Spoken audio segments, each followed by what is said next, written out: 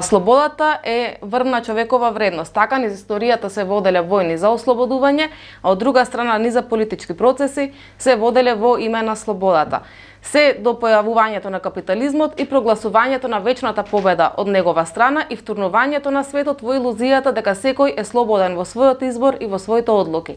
Денес во Гласни идеи разговараме со другарите Здравко Савески и Мари Глендемири, со кои ќе ги разгледаме различните перцепции на слободата и ќе се обидеме да ја разобличиме илузијата на капиталистичката слобода. Здраво, Здравко, здраво, Мари Глен. Здраво. Добро дојдовте во Гласни идеи, повторно. Па би почнале со прашањето дали човек во капитализмот може да биде слободен. Здравко.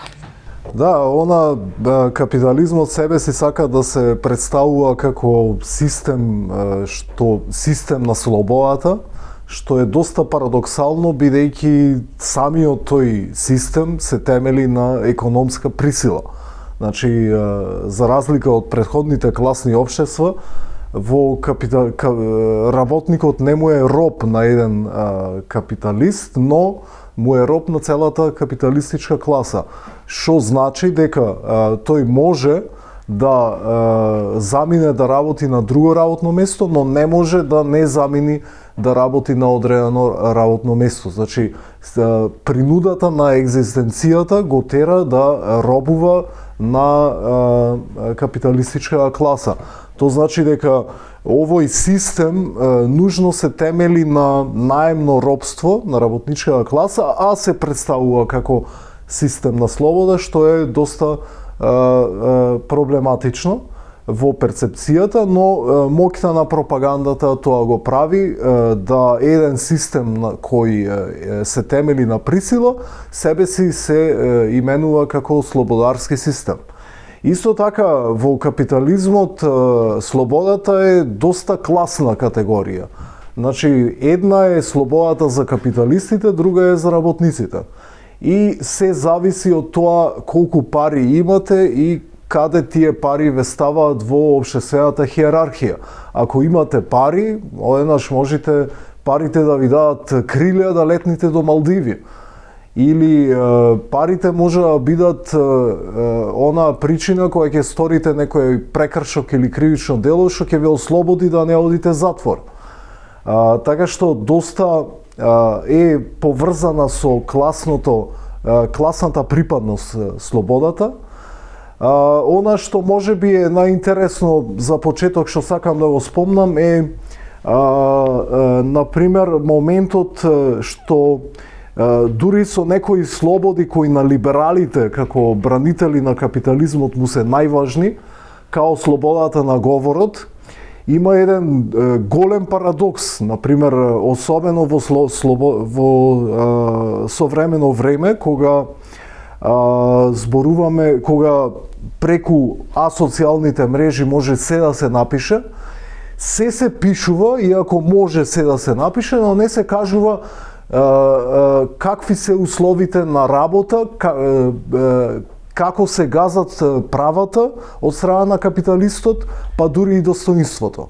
И сега, како тоа имаме можност да слободно се изразиме на асоцијалните мрежи, но таа слобода се користи за се, освен за она каде што поминуваме по 8 часови од нашиот ден.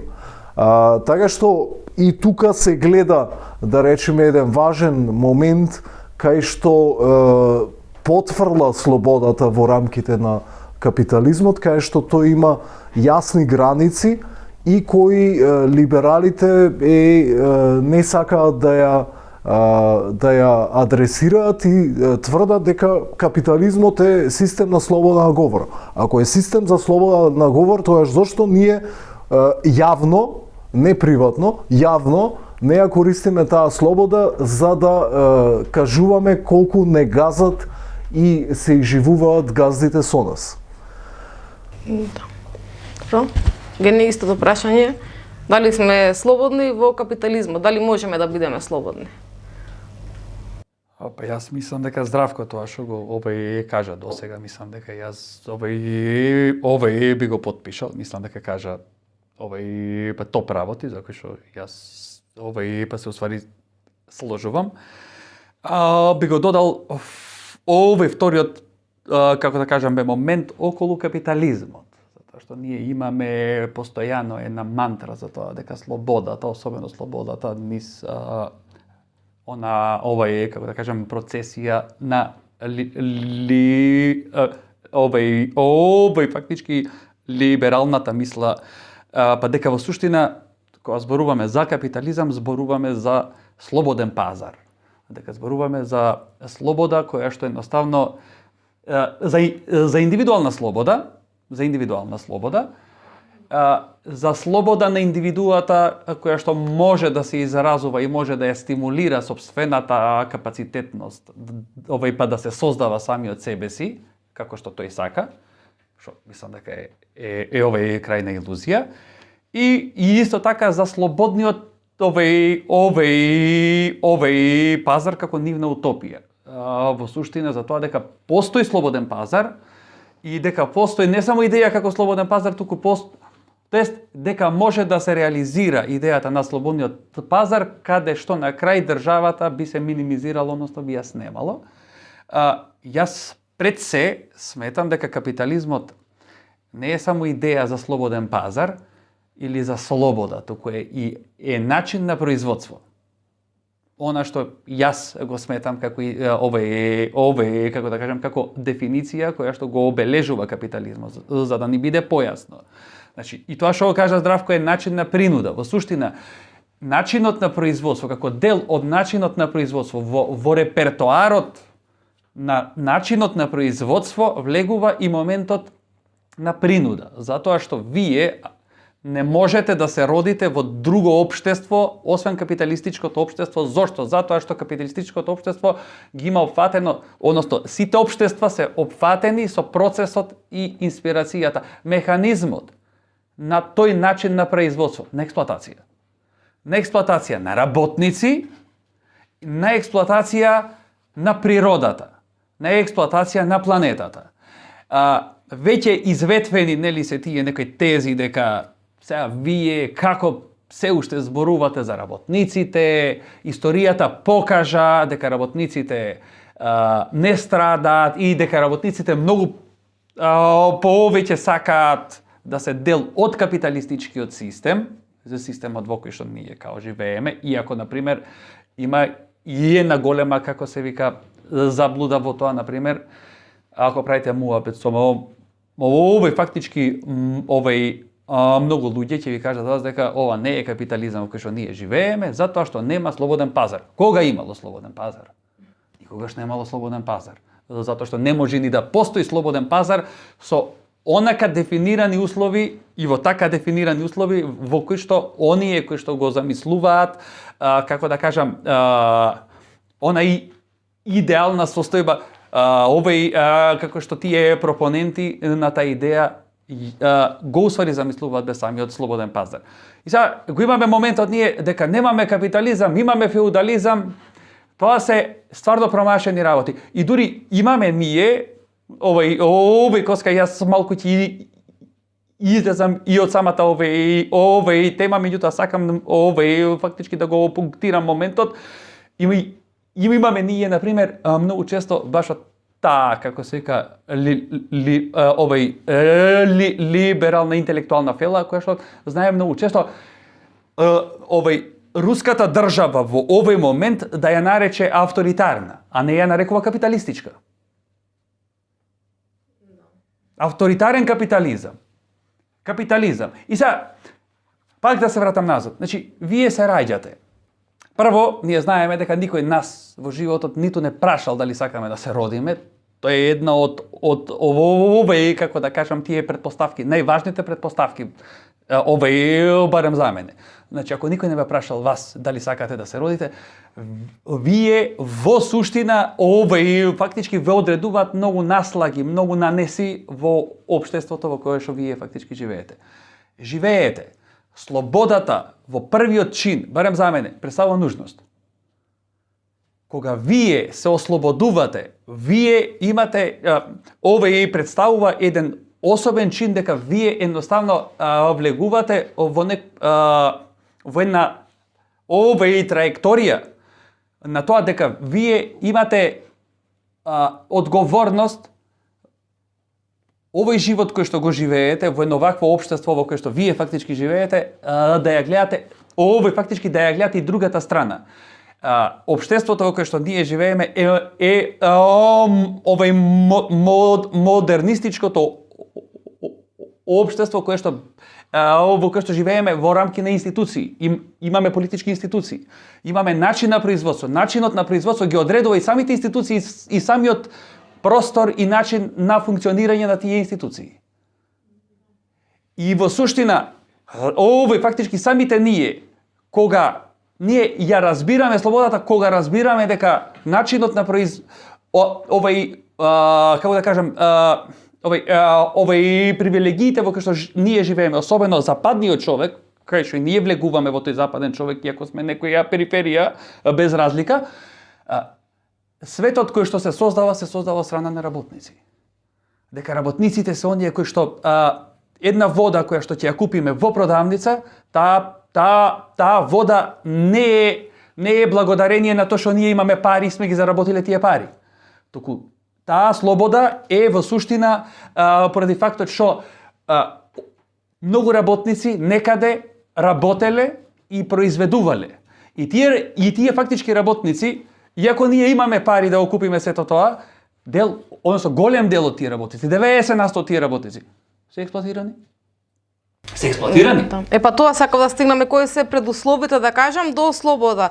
Бидејќи еве како што споменавте, либералите воопшто не се замарат нели со економската слобода, која што е една од основните, мислам, слободи за ти да имаш понатака право на избор, нели најбитното нешто во капитализмот е правото на избор. Ти избираш каков човек ќе бидеш, твоите избори понатака го одредуваат твојот тек на живот. Дали е тоа така?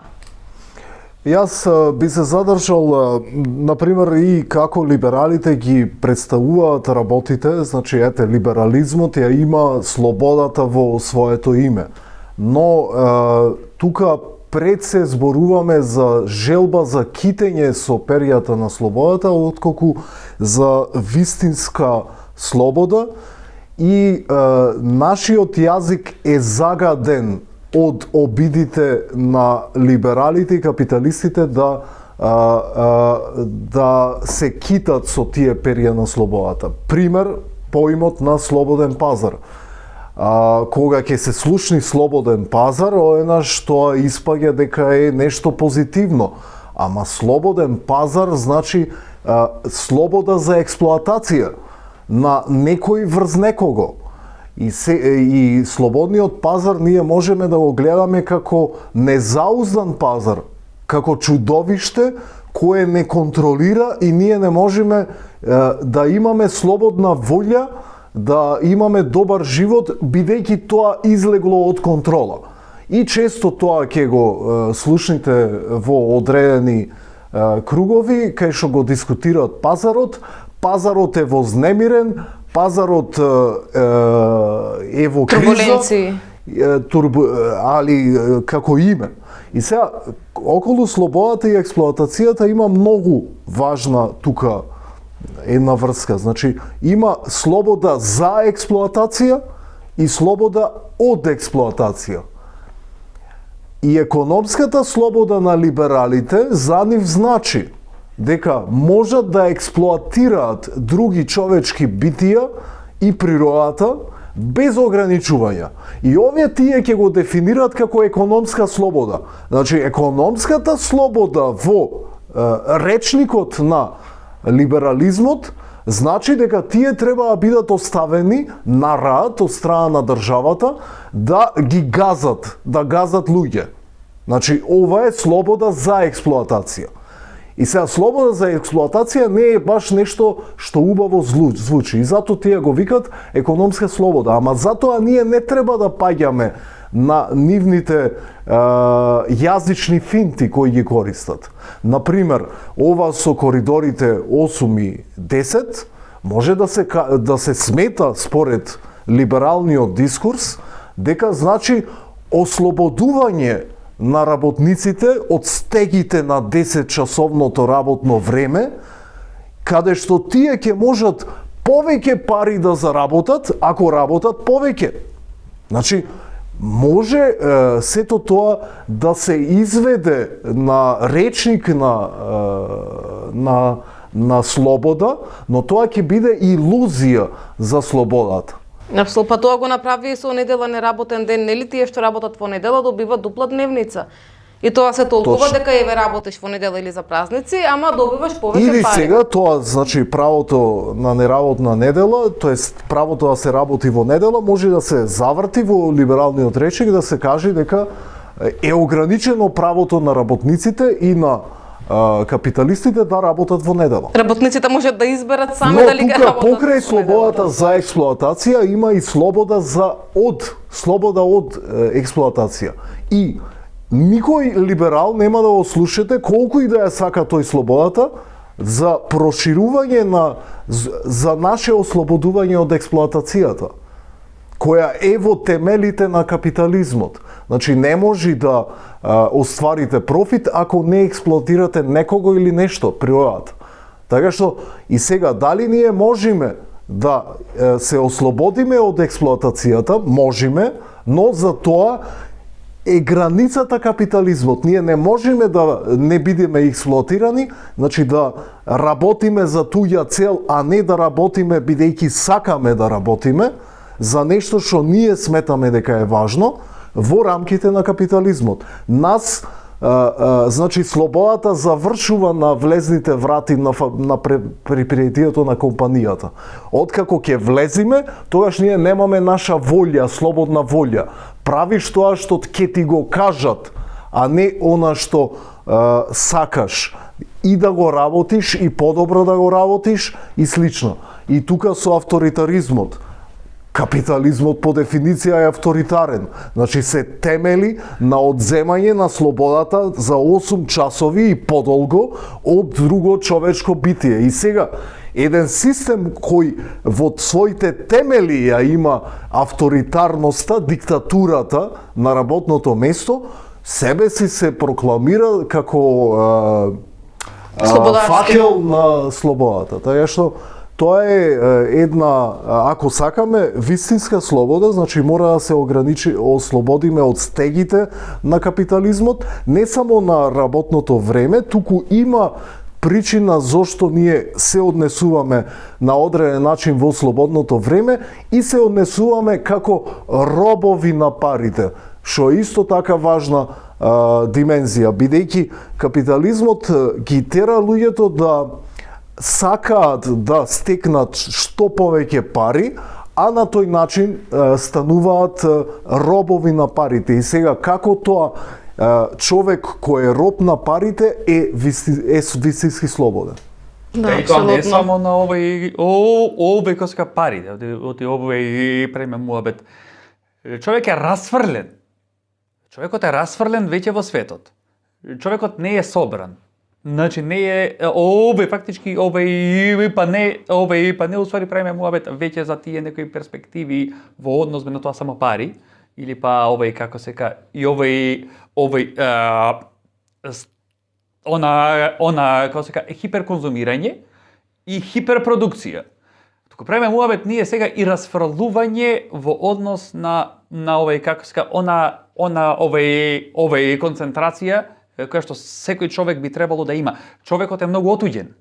И човекот е отуѓен и не конзумира само веќе објекти кои што поема ќе си купи мајца, има усвари криза на идентитет, па ќе си купи мајца, па нема да има ден-два после тоа ќе биде среќен, па ќе си купи друга мајца.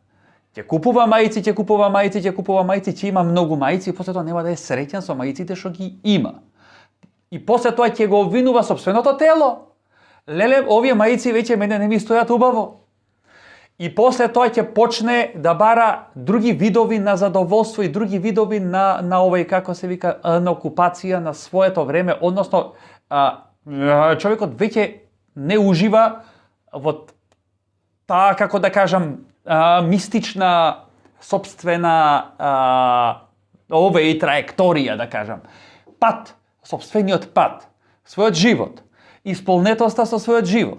Човекот е расфрлен и расфрлен особено социјалните мрежи, андроидите имаме и овој фактички каде ние веќе не сакаме да ги запознаеме работите, туку сакаме да поминеме низ работите. Сме како на еден, како се вика, еден фактички супермаркет, односно овој како се кажа не е супермаркет, туку е цел мол, во кој што секаде имате вие реклами, секаде имате вие, сега имаме тука како се вика 50% намаление, 20% намаление, вие влегувате внатре и гледате вие дека прво нема намаление. Второ, од тоа се што има таму, се вие имате веќе. Трето, вие не учите ништо ново, немате некое ново искуство. Правим умове, ние луѓето веќе немаме искуства.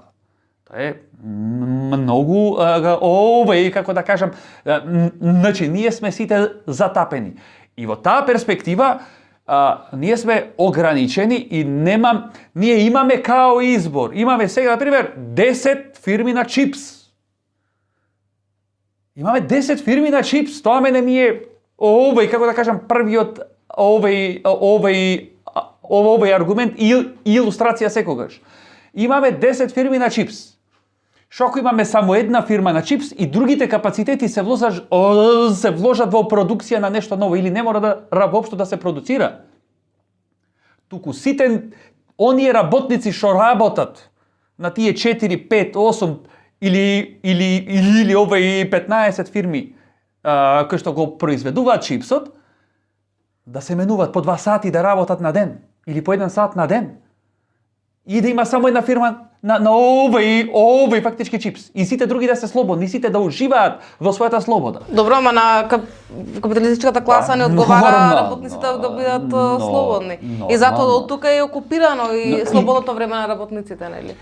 Да, например, ете, таа барем утеха, начелно ја имаме, ако веќе сме робје, наемно робје во текот на работното време, тогаш ја имаме слободата во слободното време, кое се вика слободно време. И уште еден парадокс тоест ограничување на либерализмот, никој либерал нема да ослушате да се залага за проширување на слободното време. И сега, нели вие сте за слободата? Либерали сте.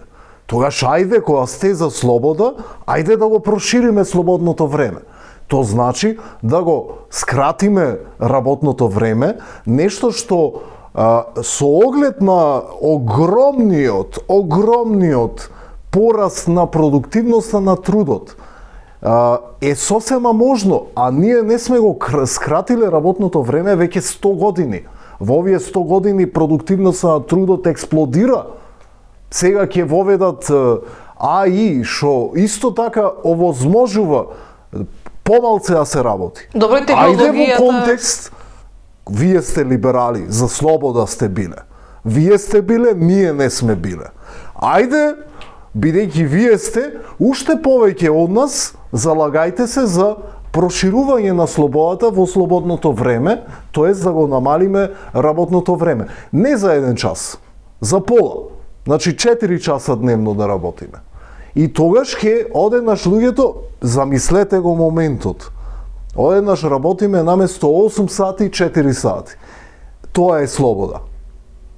Но за оваа слобода нема да зборат либералите и затоа тие се критични во однос на слободата. Но, значи капитализмот забележа дека е многу клучно, дека може тука да освои поддршка за себе преку контрола на слободното време. И насочени се луѓето да прават работи во своето слободно време кои некому му носат профит. Значи, Мари Глен тоа што го спомна, да одат во шопинг молови и да купуваат работи кои во принцип не им требаат и кои во принцип ги имаат. А не да рекреираат, например, да читаат книги. И сега имате, например, помеѓу акањето по шопинг молови и читањето книга една голема разлика. Ако од гледна точка на капиталот. Ако читате книга, тогаш дури и да ја купите, а можете да ја позајмите, со 300 денари или 400 денари вие можете да помините одлично исполнето слободно време од многу часови долго време. Тие часови, ако вие ги употребите на акање по шопинг молови и купување глупости, тогаш вие ќе му остварите профит некому.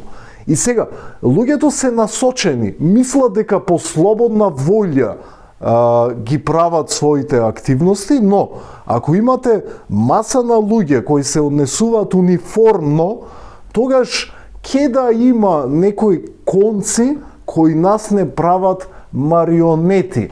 Ако вие сте сведени на марионета, а сте сведени кога правите она што е добро за капиталистите, значи да го завршите циклусот што завршува со нивни профит, тогаш вие не можете да тврдите дека вие сте слободни. Така што, околу слободното време имаме две многу важни работи. Прво, да го продолжиме, тоест да го скратиме работното време, но и да го продлабочиме, да го хуманизираме, да ни биде исполнето, а не да го тепаме. Значи, и тука е голем потенцијал на слободата денес. Апсолутно, да. Гени? Овој, па имаме ние некој однос на тоа дека фактички работиме 8 сати. Не, ти, ама и има усвари луѓе работат, например, иако нивните 8 сати се исто како 15 сати, зависи ове каква работа. Овој фактички работат. Имаме ситуации во кои што, например, тие луѓе немаат слободно време. И нивните потенцијали, нивните идеи, нивните соништа не можат да се реализираат. Затоа што исто така и фактички им треба она слободно време за кое што некои други се избориле, нели 888, во суштина за нив не постои. Меѓутоа и да немале тешка физичка работа, во суштина оној дел кој што е наменет за култура, имаме и втор момент. Да, овој пат тоа е усвари првиот момент кој што едноставно овој фактички сме притиснати и сме веќе влезени во овој пат таа фактички улога на овој марионета. И културни институции. Луѓето не се зафаќаат за некаква, како да кажам, не прифаќа да стане активен, односно да почне да создава институции, да создава да гради иницијативи.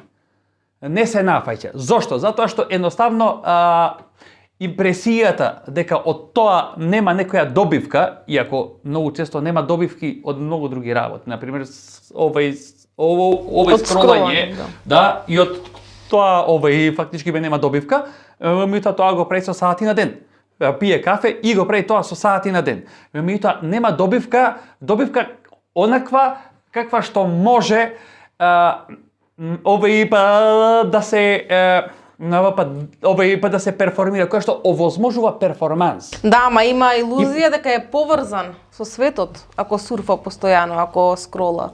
Да, ама овој па имаме ние многу често поврзаност не значи блискост. Апсолутно, ама таа е илузијата. Точно, али мора да ги разградиме капиталистичките предрасуди, бидејќи ни ја продаваат као ќе бидете поврзани.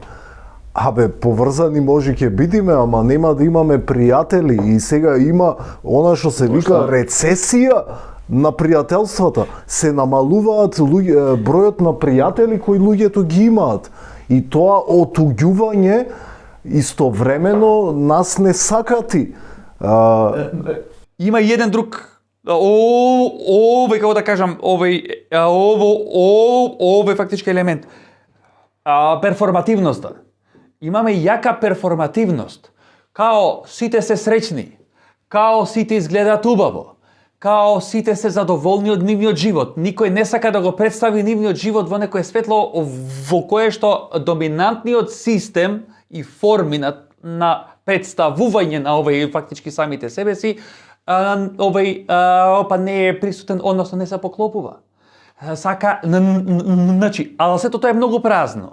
И тоа многу често се прави, особено по тие социјални мрежи, каде ние им ги даваме сите можни информации, лични информации, и со тие лични информации самите системи на обработка на податоци им ги продаваат, например, самиот Facebook и останатите како се ка, социјални уствари мрежи им ги продаваат на компании, на фирми, каде кликаме ние. Кои се нашите желби? Мажи од 35 до уствари 45 сакат Nike патики со бели со вакви траки. И после тоа вие веднаш имате од нигде никаде имате вие како се вика реклама од Nike патики бели. Фактички ако сте некој на 3 значи сакам да кажам дека самиот систем на перформативност е поврзан со системот на производство и дека вие после кога ќе купите тие бели Nike патики исто како да ги немате ако не се фотографирате. значи тоа е. И сега, кај е слободата? Што представува фактички слободата? Дали слободата представува нужност во рамки на самиот капиталистички систем или нужност која што едноставно треба фактички па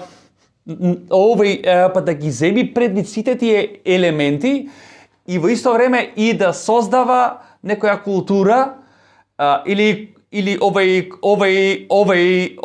контракултура, контраиницијатива на сето тоа што се создава. Јас мислам дека ова фактички второто. Затоа што веќе спознава, оној што веќе спознал една ваква конструкција, има должност да почне неја да ја деконструира, меѓутоа на многу начини, не само преку сопствениот пример, туку и преку разгласување на како да кажам, фактички антисистемски механизам. Да. Здравко, што да се прави? И таа е доста важна тема, например слободата како парципација, односно позитивната слобода. Современиот капитализам ги тера луѓето да бегаат од слободата као парципација. Те едноставно сакаат да се занимаваат со сопствениот приватен живот и сакаат властите да ја вршат работата без нивна контрола, ама во нивна корист. Значи, едноставно, некиме да управуваме во демократија, значи, ако абдицираме од управувањето, од нашата слобода да ги донесуваме одлуките кои се однесуваат на нас, ние самите, тоаш ние абдицираме и не можеме да имаме демократија. А системот ги тера на тој момент што Ерих Фром го забележа као бегство на слобода, ама ние имаме сега нов бегство од слобода.